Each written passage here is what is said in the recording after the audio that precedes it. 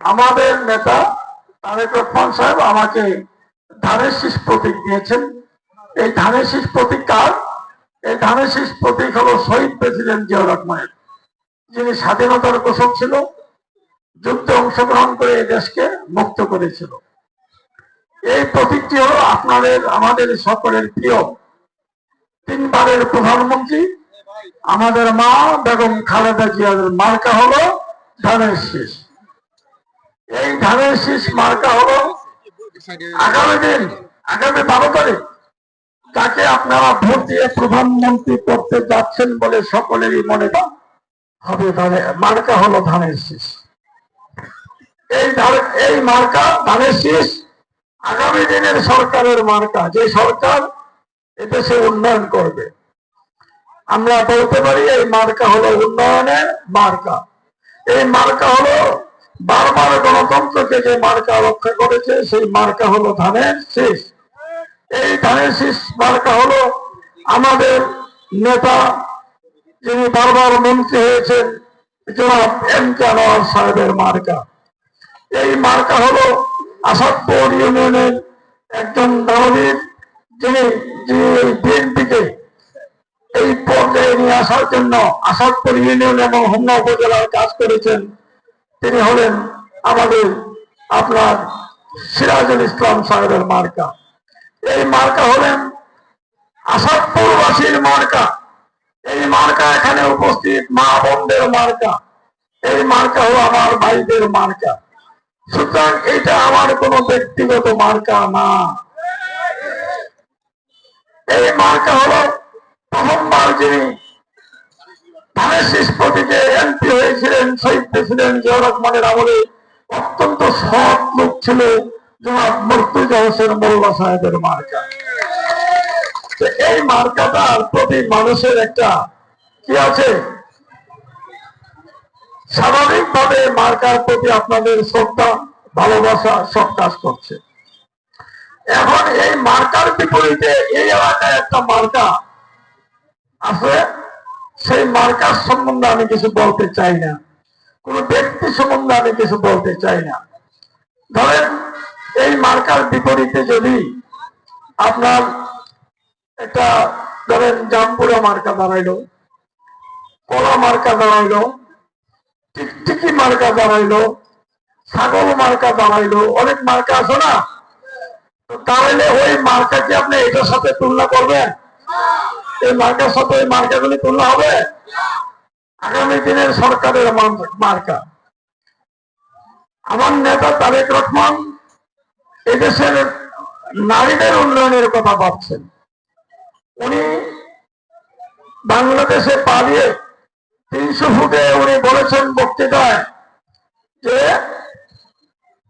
আমরা মিলেমিশে দেশটাকে গড়ে তুলব।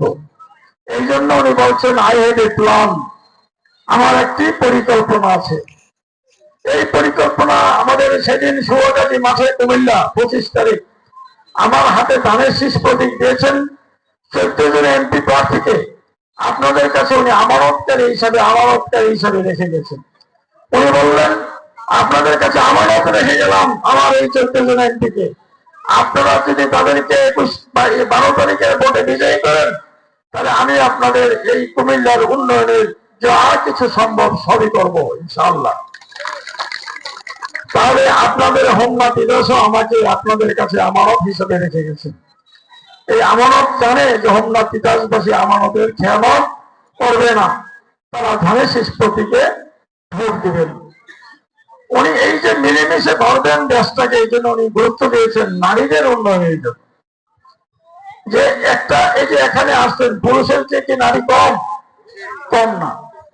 গ্রামে ভোটের সংখ্যা পুরুষের চেয়ে নারীর 10-20টা বেশি থাকে। বিশ্ববিদ্যালয় ভর্তি পরীক্ষায় এখন মেয়েরা মেধাবী পরীক্ষায় বেশি কৃতকার্য হয়। এসএসসি পরীক্ষায় পাশের হার মহিলাদের বেশি, মেয়েদের বেশি। এরকম এই যদি হয় তাহলে তার উনি প্রথমেই ক্ষমতায় গিয়ে আপনাদেরকে এরকম একটি কার্ড দিবে।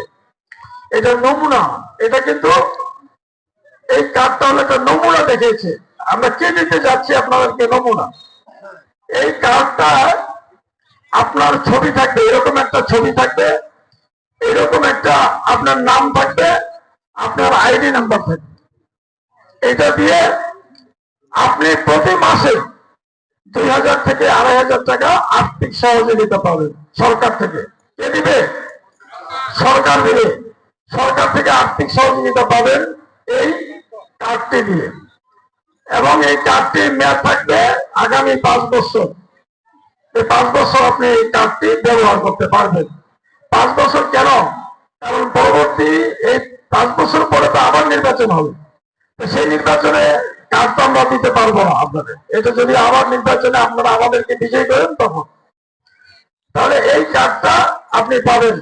এখন এই কার্ড আমরা যে দেখাচ্ছি, এটা নির্বাচনী ইশতেহারে আছে, বিএনপির নির্বাচনী ইশতেহারে ফলাও করে প্রচার করা হচ্ছে সারা দেশে। এখন ওই একটা প্রতিদ্বন্দ্বী আর তার 2 জন সহযোগী, তারা বলছেন এই কার্ড সম্বন্ধে ব্যঙ্গ করছেন যে এটা একজন মহিলার ছবি এখানে আসলো, এটা একজন লোকের নাম আসলো, এটা প্রতারণা করা হয়েছে আপনাদের সাথে। আসলে তারা তো নিজেরা প্রতারক, এটাই আপনাদেরকে বলে প্রতারণা করছেন। এখন এটার অর্থ যদি না বোঝে, আপনাদেরকে যদি ভুল ব্যাখ্যা দেয়, এটার জবাব আপনারাই দিবেন। এখন এটা সম্পর্কে আপনার যারা বলেছেন, একজনকে যে প্রার্থী সেও একজন ইঞ্জিনিয়ার লেখে না? ইঞ্জিনিয়ার তো শিক্ষিত, কিন্তু এটার অর্থ যেহেতু আপনি বুঝলেন না, আপনি যার আন্ডারে চাকরি করেছেন